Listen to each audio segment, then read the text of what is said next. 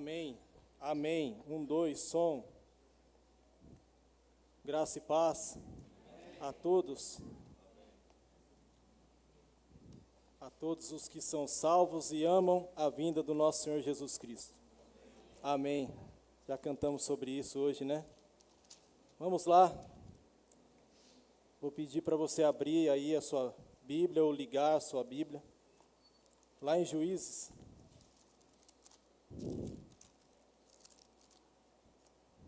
E o anjo escondeu meu sermão. Juízes capítulo 1.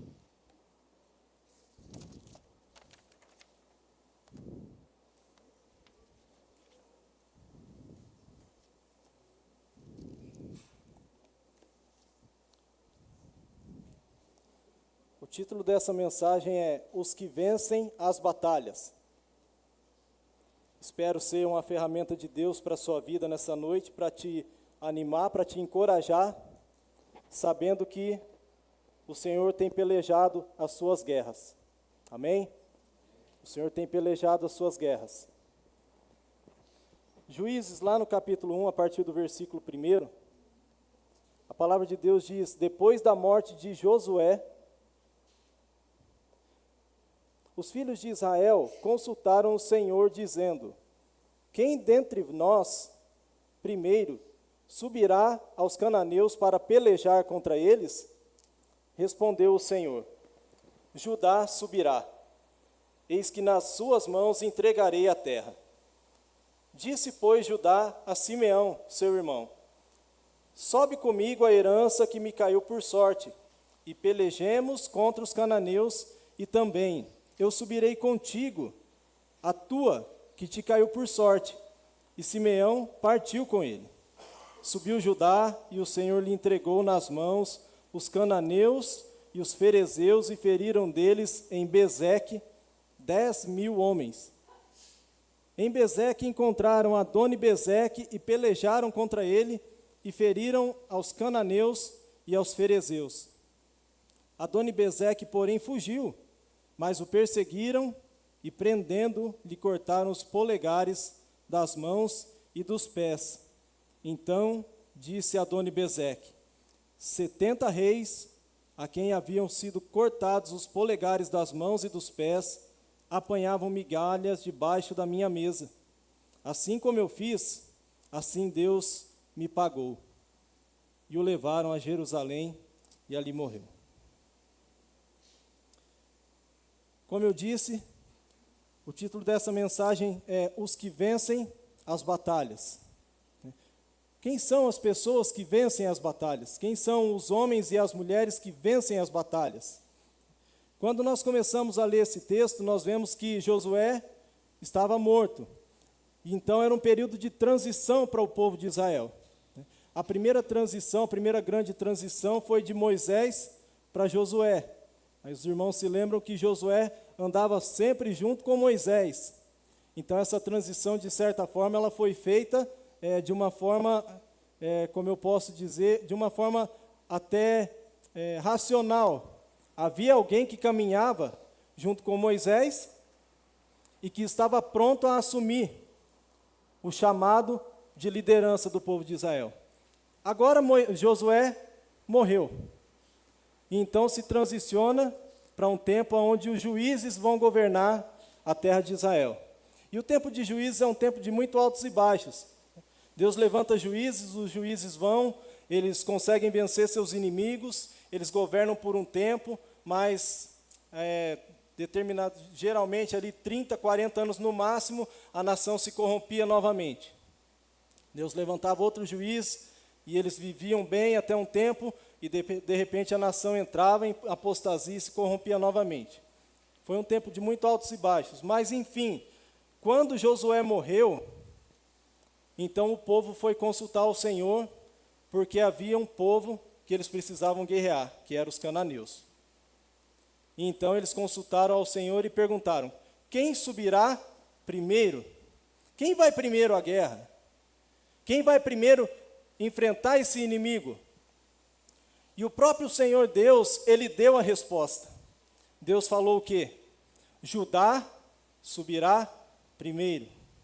Toda vez que a Bíblia fala de Judá, se você voltar lá no livro de Gênesis, você vai ver que Judá foi o quarto filho de Jacó com Lia. E Judá significa aquele que louva. Então, sempre que a Bíblia fala de Judá, a Bíblia está falando de louvor, de adoração. Então, quem subirá primeiro para derrotar os inimigos? Né? Ou quem são aqueles que vencem as batalhas em tempos de adversidade? São aqueles que adoram ao Senhor. Judá faz menção daqueles que adoram a Deus. Então Deus está falando assim, Judá subirá primeiro. Mas é interessante que Judá, o povo de Judá, a tribo de Judá vai e chama a de Simeão, que por coincidência era o segundo filho de Jacó com Lia. E Simeão, toda vez que a Bíblia se refere a Simeão, a Bíblia se refere a alguém que ora. Quando Lia deu à luz a Simeão, Lia falou assim, ouviu-me o Senhor. Quem vai vencer as guerras? Quem são os homens e as mulheres de Deus que vão vencer as guerras? Aqueles que adoram ao Senhor e aqueles que oram ao Senhor. Amém? Estão entendendo? Está ficando fácil? Então, aqueles que adoram ao Senhor e aqueles que oram ao Senhor, eles trabalham juntos. Para quê? Para vencer as batalhas, para vencer os seus inimigos. É bem verdade que quando as referências se vão, a possibilidade de desanimar, de vacilar aumenta. Como eu disse no começo, Josué estava morto. Eu não sei se você já passou por isso, mas muitas pessoas já passaram por um sentimento de desânimo e de tristeza por conta da perda de um líder, por conta da perda de alguém que é uma referência, às vezes numa família a perda de um pai ou de uma mãe, e muitas pessoas elas se perdem no meio do caminho, porque essa pessoa que era referência para elas, já não está mais no meio deles, ou já não está mais no meio da família, enfim, naquele contexto. E o povo então precisava buscar em Deus uma direção, buscar em Deus uma saída para essa situação de momento que eles haviam de enfrentar, que era esta guerra contra os cananeus. Mas são nos momentos de lutas que Deus pode forjar o nosso caráter e aumentar o nosso nível de intimidade. Posso ouvir um amém? Amém. São nos momentos de lutas, nos momentos onde você talvez perca a sua referência, nos momentos onde talvez você olhe para o lado e não veja saída. São nesses momentos que o Senhor está preparado para forjar e para aumentar o seu nível de intimidade com Ele. Eu vou aqui fazer uma citação, porque eu fiz essa citação na célula, e a Tânia está aqui. Nesses dias que nós temos orado pelo pastor Messias, eu tive uma percepção, e eu comecei a corrigir algo. Às vezes a gente para e fala assim, poxa, a situação é muito difícil. Só nos resta orar. Mas eu tive uma percepção de que às vezes a gente trata a oração como simplesmente o resto. Não nos resta orar. A oração é a maior arma que nós temos, é o contrário. Nós invertemos o papel da oração. Nós invertemos o papel da adoração. E às vezes nós olhamos para a situação e falamos, para nós como seres humanos é impossível. A situação é totalmente fora do controle.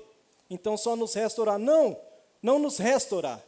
A oração é a maior arma que um homem e uma mulher de Deus têm.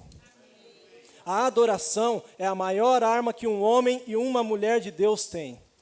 Irmãos, vocês lembram que quando Jesus encontrou aquela mulher samaritana, Jesus foi conversando com aquela mulher. As entrelinhas, às vezes para nós como homens, como o pastor Júnior diz, homens ocidentais, muitas coisas a gente não consegue captar no texto.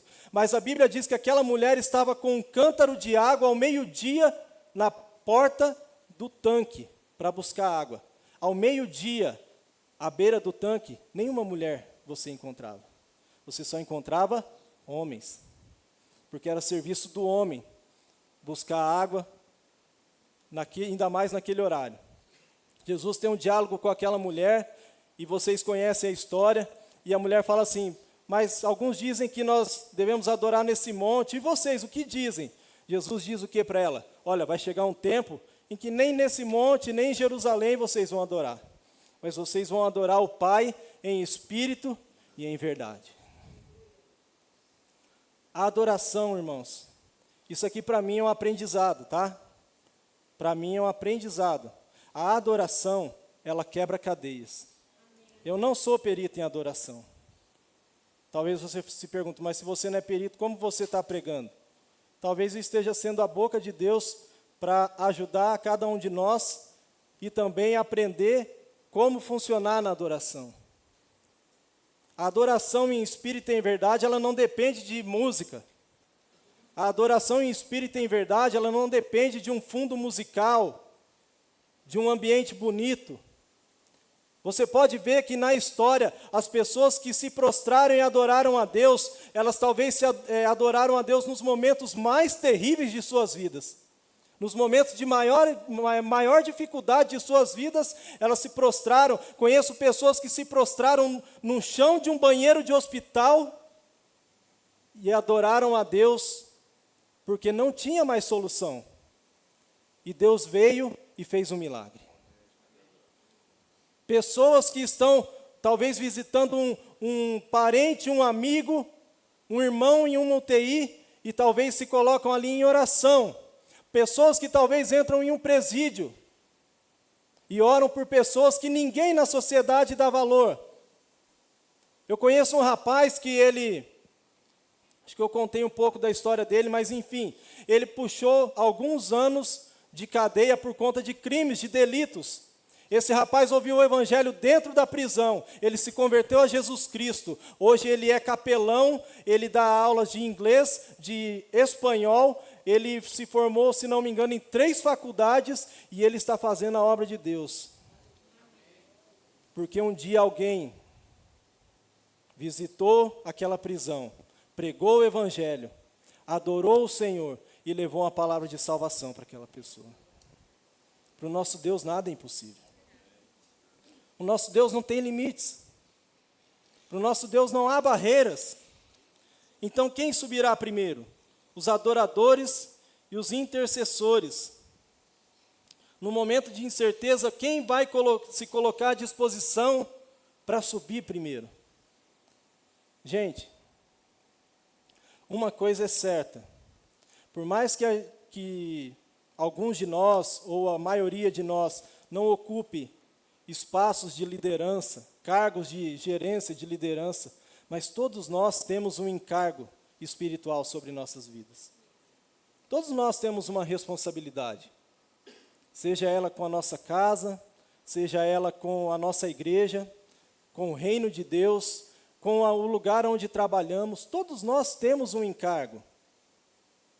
E seria errado da nossa parte pensar que porque somos pequenos, porque somos, vou usar o termo insignificante, talvez não seja isso a palavra mais adequada, mas nos rebaixar por quê? Porque eu não sou ninguém. Quem sou eu? Pode ir outro no meu lugar e fazer melhor. Não, meu irmão, minha irmã, Jesus te salvou com um propósito. Ele tem um propósito específico na sua vida de te usar aonde você está. Aonde você está, o pastor Edson já falou hoje, nós somos cartas vivas, escritas não com mãos de homens, mas pelo Espírito de Deus. O Espírito que ressuscitou Jesus dentre os mortos, ele habita no meu e no seu corpo. Ele resolveu tabernacular no nosso corpo. Ele resolveu fazer morada no nosso corpo. E talvez um dia você vai chegar lá na eternidade. Grandes homens, talvez Abraão vai te parar lá. Isso aqui é conjectura minha, tá? Isso aqui, se você não quiser guardar para a sua vida, você não precisa guardar, não. Mas talvez Abraão vai te parar lá e falar assim, eu tive grandes revelações, mas eu não tive o Espírito de Deus dentro da minha vida. Como que foi viver assim na terra?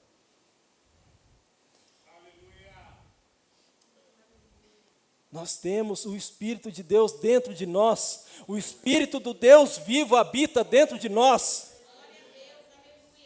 E Jesus diz que o Espírito de Deus, ele viria para quê? Para nos convencer do pecado, da justiça e do juízo. O Espírito de Deus habita dentro de nós para quê? Para nos fazer lembrar de tudo aquilo que temos visto e temos ouvido. Nós somos privilegiados, gente.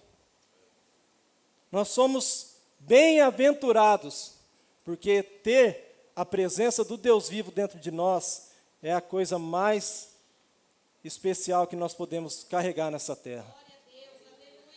Nós somos homens e mulheres que temos o poder de impactar pessoas, de transformar pessoas pelo poder do Evangelho, não pelo nosso poder, mas pelo poder do Deus vivo que habita dentro de nós. Lembra na escola, né, quando você ia fazer um trabalho? Gente, eu era muito tímido quando eu estudava, mas muito mesmo. E quando tinha trabalhos, né, principalmente trabalhos em grupos, aí fazia o trabalho, aí a professora falava assim, agora vocês escolhem uma pessoa do grupo para vir representar a turma aqui na frente e falar a respeito do trabalho que vocês fizeram. Gente, a minha vontade era esconder debaixo da carteira, para ninguém me escolher. Porque eu era muito tímido, muito vergonhoso. E aí, passado um tempo, em 1999, eu servi o tiro de guerra.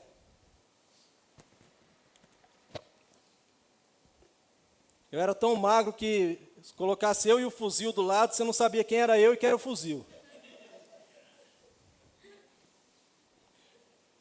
E no tiro de guerra, nós todo dia íamos de segunda a sexta, das 5h30 às 7h30.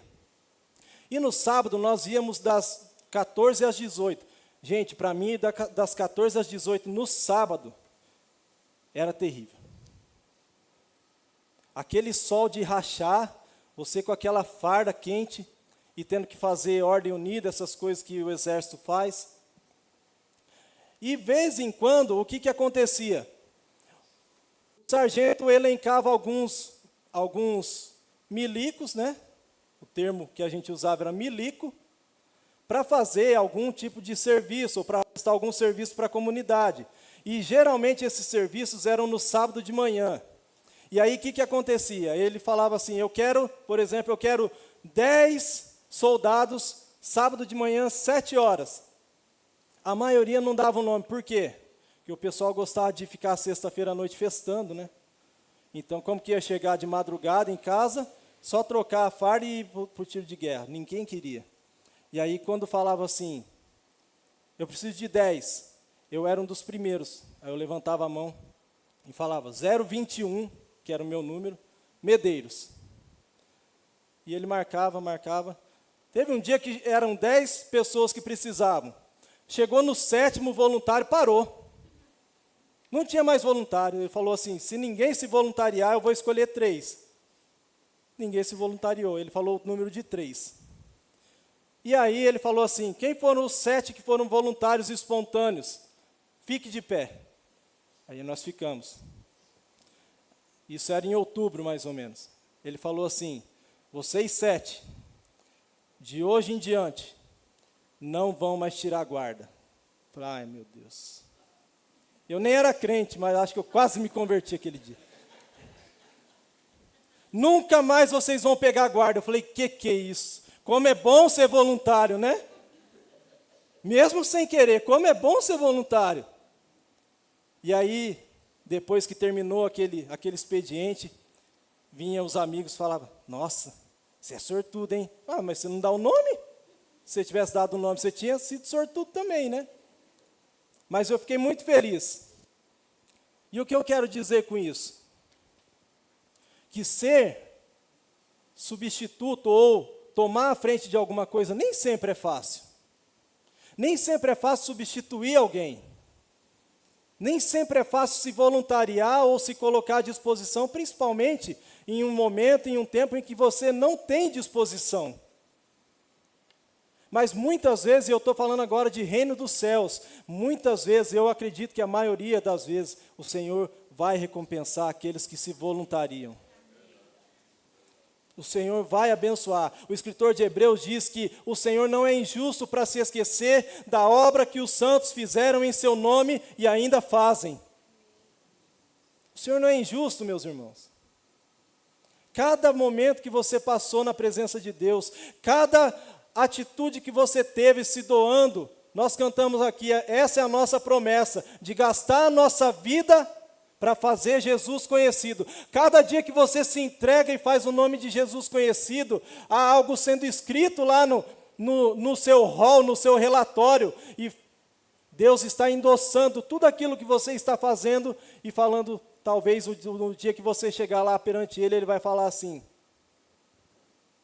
muito bom, meu filho, foste fiel naquilo que eu coloquei nas tuas mãos. Pode entrar no gozo do Senhor. A salvação não é por voluntariado, é claro. Mas a Bíblia também mostra que a salvação é pela graça. Mas as nossas obras vão acompanhar o voto que um dia nós fizemos diante do Senhor.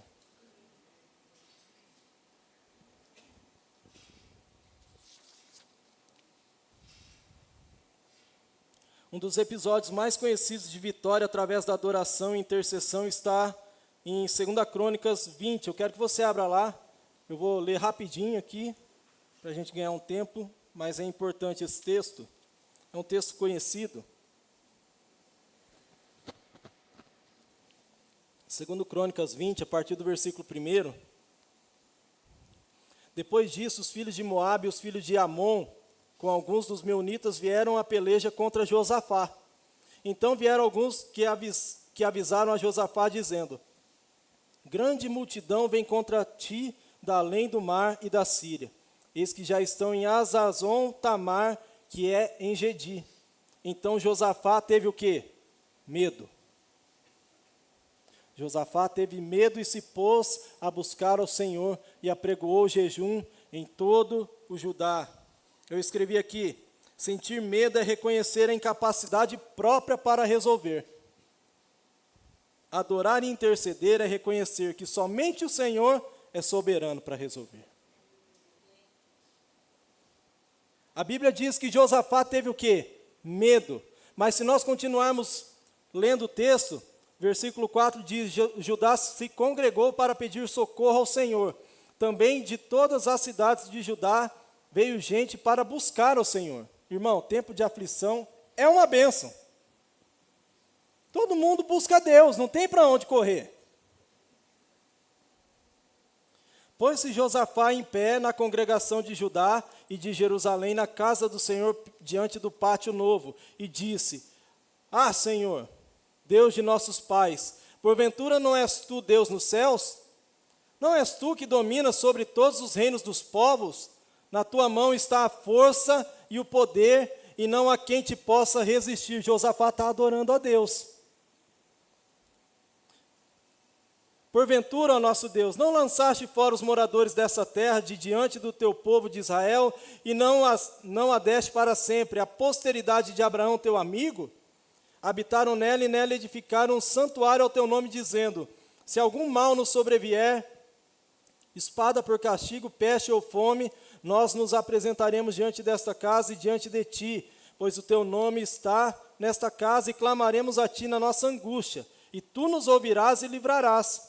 Agora, pois, eis que os filhos de Amon e de Moabe e os do monte Seir, cujas terras não permitiste a Israel invadir quando vinham da terra do Egito, mas deles se desviaram e não nos destruíram, eis que nos dão o pago, vindo para lançar-nos fora da tua possessão que nos deste em herança.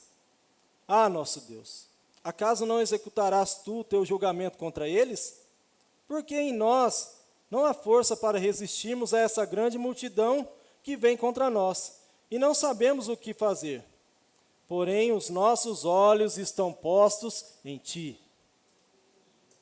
Todo Judá estava em pé diante do Senhor, como também suas crianças, suas mulheres, seus filhos. Então veio o Espírito do Senhor, no meio da congregação, sobre Jaziel, filho de Zacarias, filho de Benaia, filho de Jeiel, filho de Matanias, levita, dos filhos de Asaf, e disse: Dai ouvidos todo o Judá, e vós, moradores de Jerusalém, e tu, ó rei Josafá, ao que vos diz o Senhor: não temais, nem vos assusteis por causa desta grande multidão, pois a peleja não é vossa, mas de Deus. A guerra que você tem travado, ela não é tua, ela é do Senhor. O Senhor governa a sua vida. Você um dia já entregou a sua vida ao Senhor. Você um dia já fez uma atitude de fé, reconhecendo o Senhor Jesus como Senhor da sua vida. Então a guerra é dele. A parte mais difícil para nós é descansar no Senhor.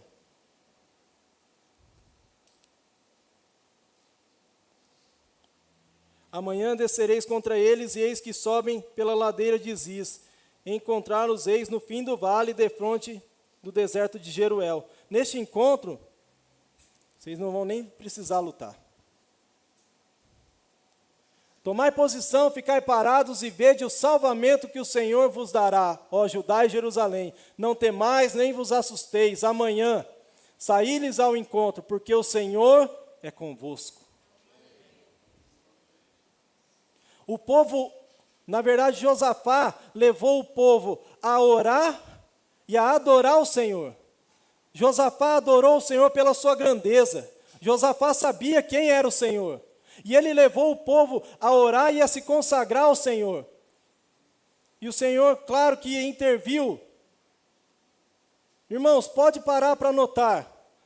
A maioria das batalhas que o povo de Israel venceu de forma sobrenatural, o exército inimigo era muito maior. Quando o exército de Israel tinha um número bom de pessoas, com Gideão, tinha 32 mil. O que o Senhor fez?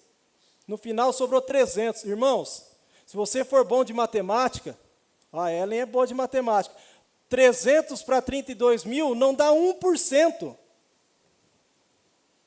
Deus falou assim, vamos limpar, né? Vamos tirar um monte aqui. Para quê? Para que o nome dele seja glorificado. De 32 mil sobrar 300, já pensou?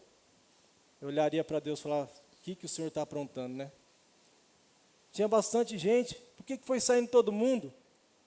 E Deus, Ele tem essa capacidade de extrair de nós a fé, de extrair de nós a confiança, de que mesmo diante das situações mais adversas, mesmo diante de situações que nós não sabemos qual vai ser o final, nós cremos que o Senhor está conosco. Nós cremos que lá no final, nós vamos triunfar.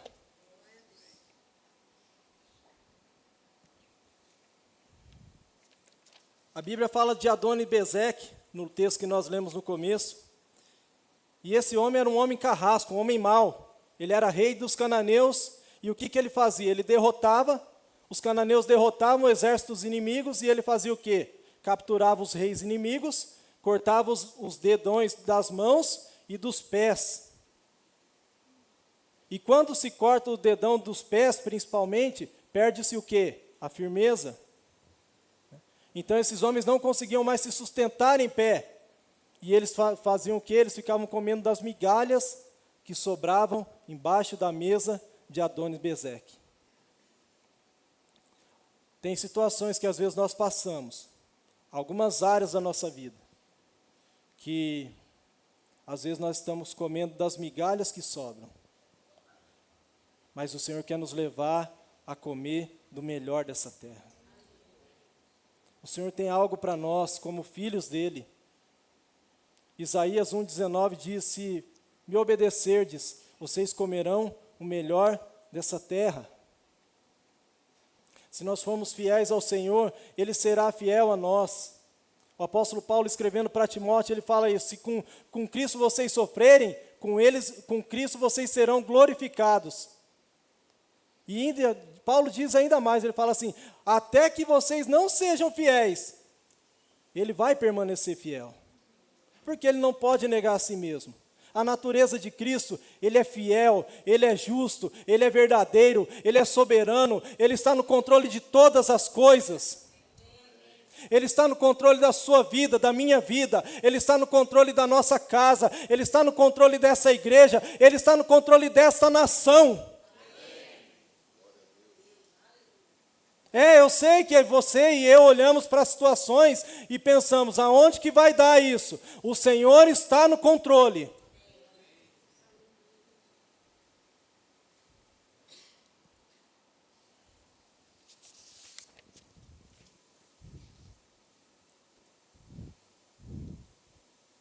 Lembra daquela mulher que Jesus encontrou, a Ciro Fenícia? Aliás, a Bíblia chama ela de a mulher Ciro Fenícia em Marcos. Mas em Mateus chama ela de a mulher cananeia.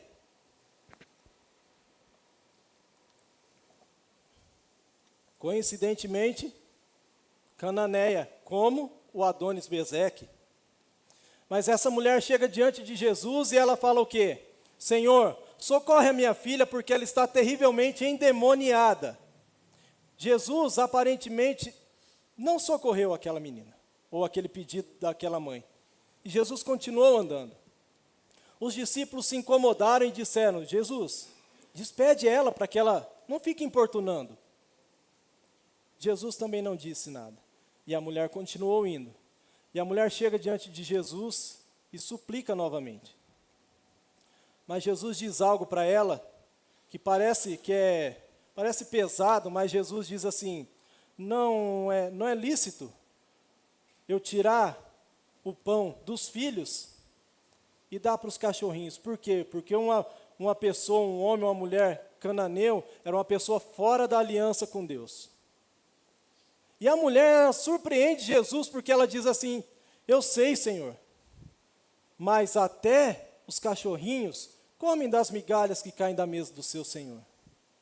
Irmãos, a resposta de Jesus para essa mulher, para mim, é uma das cenas mais impressionantes dos evangelhos. Porque Jesus disse assim, mulher, grande é a tua fé.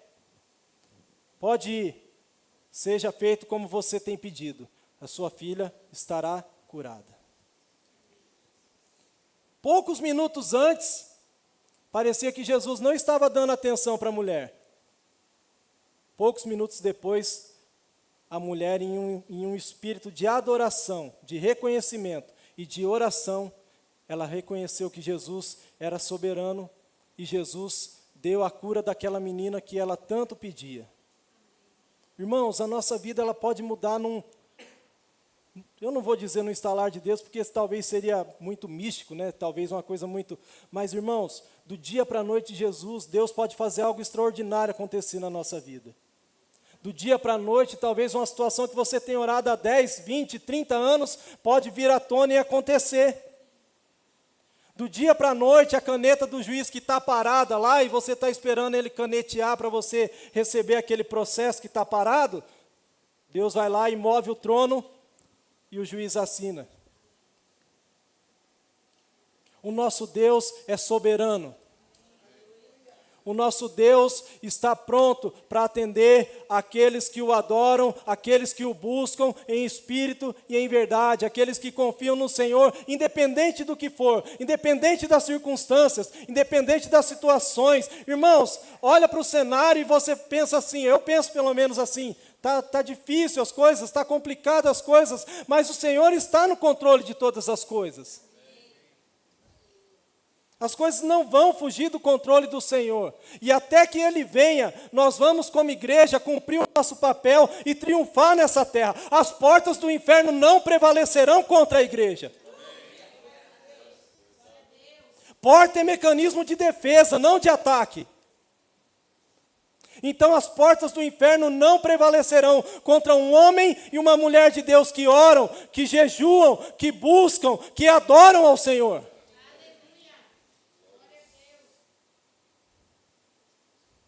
E às vezes o exercício parece que é difícil. Eu não sei se vocês têm essa percepção, mas tem dias que parece que o céu não se abre.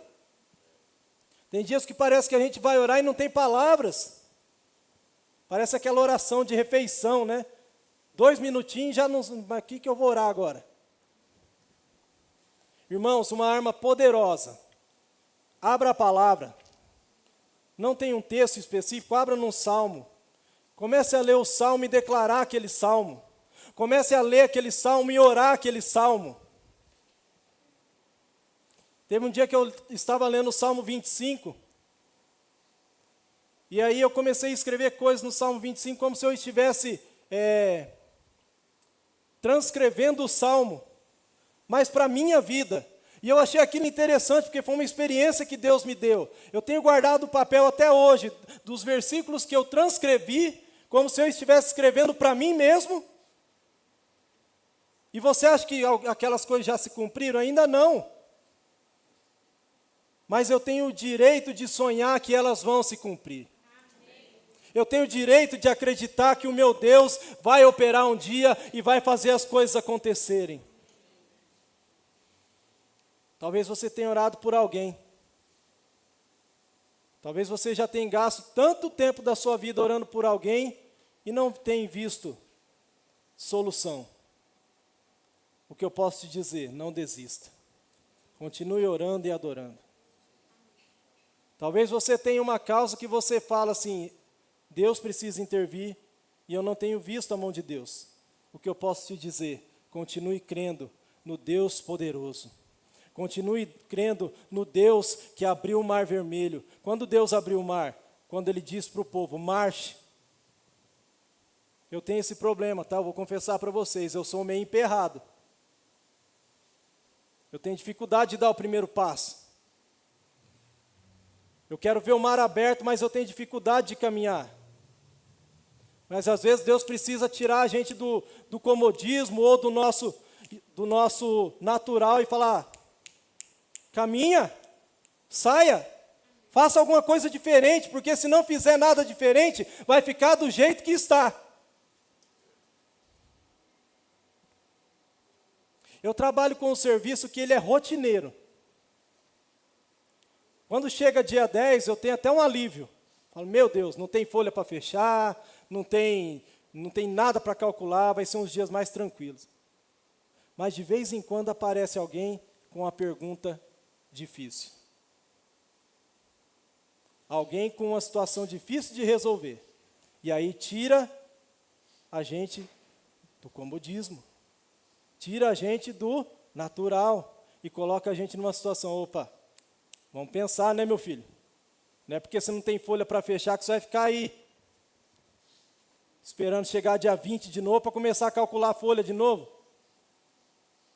E às vezes a nossa vida cai nesse marasmo, nessa coisa rotineira, nessa coisa do vou levando, eu sei quanto que vai apertar, aí aqui eu aperto, eu sei quanto que vai aumentar a velocidade, aqui eu aumento.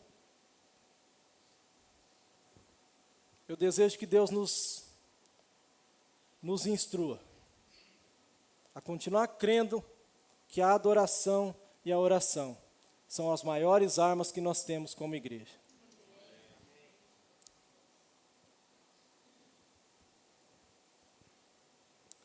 Deus quer nos motivar ou ensinar a sermos verdadeiros adoradores e intercessores, para sermos contínuos em todo o tempo. E eu queria aqui terminar lembrando da história de Pedro. Lucas 5 conta a história de Pedro e da pesca maravilhosa. Irmãos, como eu disse há poucos minutos atrás, Deus é perito em mudar histórias do nada. Pedro pescou uma noite inteira, os irmãos conhecem. O que aconteceu? Trabalho cansativo e improdutivo. Mas Pedro de manhã encontra alguém. Pedro encontra Jesus Cristo de Nazaré. E ele tem um diálogo e empresta o barco para Jesus. Jesus ali propaga as suas palavras e depois fala para Pedro, agora você vai a alto mar e lança a rede. A palavra de Deus lá em Lucas, no capítulo 5, no versículo 7, diz que a quantidade de peixes era tão grande que Pedro fez, sabe o quê? Vocês lembram o que Pedro fez?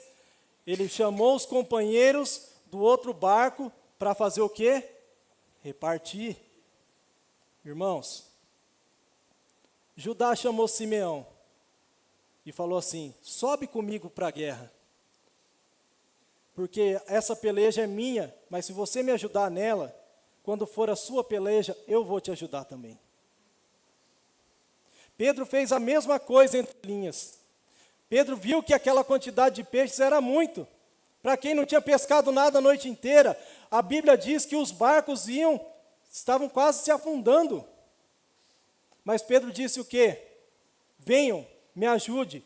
E talvez a maior lição que Deus queira nos ensinar nessa noite, como igreja, como corpo de Cristo, é que a bênção que repousa na vida de um, ela tem o poder de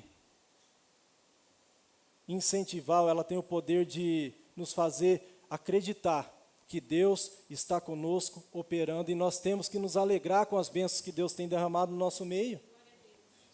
Eu tenho que ficar feliz quando alguém prospera, quando alguém vence uma luta, quando alguém vence uma batalha, quando alguém consegue algo que está buscando de Deus, e chega de repente diante de você e fala: irmão, lembra que eu estava orando por tal situação? Deus operou um milagre. Talvez o que Deus queira nos ensinar nessa noite, resumidamente, é isso: se alegre com as conquistas do seu irmão, porque vocês, como igreja, precisam se alegrar com as conquistas uns dos outros. Chorem com os que choram, mas se alegre com os que se alegram. Celebre com os que celebram. Quando um irmão ganha, quando uma irmã, um casal ganha bebê, o que você faz? Quando você vai visitar a criança, você se alegra. Porque mais uma alma, mais um filho de Deus veio ao mundo. Deus quer nos ensinar, e essa talvez seja a lição mais importante dessa noite. Deus quer nos ensinar, como igreja, a caminharmos juntos, a tomarmos as pelejas uns dos outros, a ajudar uns aos outros. E quando a vitória chegar, nós vamos celebrar juntos a vitória. Fique de pé.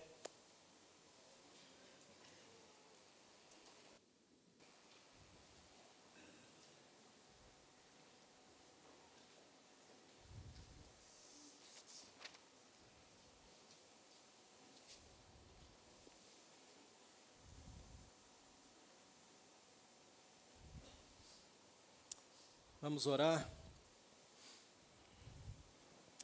Soberano Deus, nós te agradecemos, Pai, esta noite,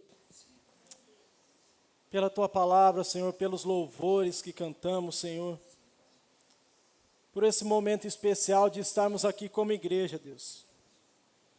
A Tua palavra é o alimento, como nós cantamos, Senhor. A fome que nos faz cantar é a Tua presença, Senhor.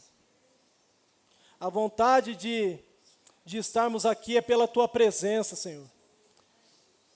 Nós nos alegramos em ver uns aos outros, sim, mas nós estamos aqui porque queremos manifestar a Tua presença, Senhor. Queremos pedir que o Senhor nos encha a cada dia, Senhor. Não só de domingo em domingo, de domingo em domingo, não, nós não queremos só isso. Nós queremos ser cheios do Teu Espírito a cada dia, Senhor. Queremos, Deus, manifestar o bom perfume de Cristo, Deus, na segunda, na terça, na quarta, na quinta, na sexta, no sábado, Senhor. Queremos, Senhor, adorar, queremos, Senhor, clamar e orar e interceder sempre ao Senhor, porque sabemos que do Senhor provém toda a suficiência, Deus. O Senhor é soberano, o Senhor é poderoso, e o Senhor pode mudar, Senhor, o caos, o Senhor pode mudar qualquer situação que foge do nosso controle e fazer coisas extraordinárias acontecer, Senhor. Que a nossa mente nunca venha se esquecer disso, Deus. Pode parecer utopia, Deus. Pode parecer algo muito vago, pode parecer algo muito longe, mas a Tua palavra diz que a fé, ela vem pelo ouvir e ouvir a Tua palavra, Senhor. A fé é o firme fundamento daquilo que se espera e de coisas que ainda não se veem, Senhor. Faça, Deus, eu te peço em submissão, Deus, faça coisas novas no nosso meio, Senhor. Eu sei que o Senhor já tem feito coisas novas no sentido de trazer cura a irmãos aqui, Senhor. O Senhor já tem manifestado o teu poder na vida de irmãos, de irmãs, Senhor. Coisas extraordinárias têm acontecido, Senhor, para que o teu nome seja glorificado, Deus. Agora nós queremos ouvir testemunhos, Deus, de irmãos e de irmãs que têm orado há anos, Senhor, por algumas situações. Anos de oração, Senhor. Anos clamando ao Senhor, mas sem nunca desistir e sem nunca deixar de crer que o Senhor está no controle de todas as coisas, Senhor. Essa é a maior certeza que nós vamos levar um dia, Senhor. No dia que nós encontrarmos com o Senhor, que a nossa fé esteja firmada acima de tudo no Senhor, Deus. Que o nosso amor não venha se esfriar, como diz a Tua palavra, Senhor. Que o nosso amor não se esfrie, Deus. Que o primeiro amor permaneça no nosso coração, meu Deus. Nos ajuda a Te amar, Jesus, de uma forma como nós nunca amamos, Senhor. Nos ajuda a ter, Senhor, momentos de intimidade contigo que nós ainda nunca experimentamos, Senhor. Se há algum irmão, alguma irmã, Senhor, que se sentem carentes, Senhor, que se sentem, Deus, às vezes indignos da Tua presença, Senhor, que o Senhor possa os envolvê-los nessa noite, Senhor. O Senhor possa se mostrar, Deus, como o Senhor é mesmo, um Deus zeloso, um Deus amoroso, um Deus que zela pelos seus. A Tua palavra diz que o Espírito que em nós habita, Ele tem ciúmes de nós. Oh, Senhor, nós somos uma parte do Teu corpo e nós clamamos pelo Teu manifestar, Senhor. Nós clamamos pelo Teu manifestar no nosso meio, Senhor. Nós clamamos para que pessoas entrem por essa porta, Senhor, e que elas venham sentir o toque do Senhor, Deus, através da palavra, através das músicas, através de um abraço, de um aperto de mão, Senhor, através de um bem-vindo, meu irmão, minha irmã, você está na casa do Pai. Oh, Senhor, faça-nos resplandecer a Tua glória, faça-nos resplandecer a Tua luz, Jesus. Brilha através de nós, Senhor, como igreja. Nós Te clamamos, Pai. Faça de nós verdadeiros adoradores, em espírito e em verdade, em nome de Jesus. Amém.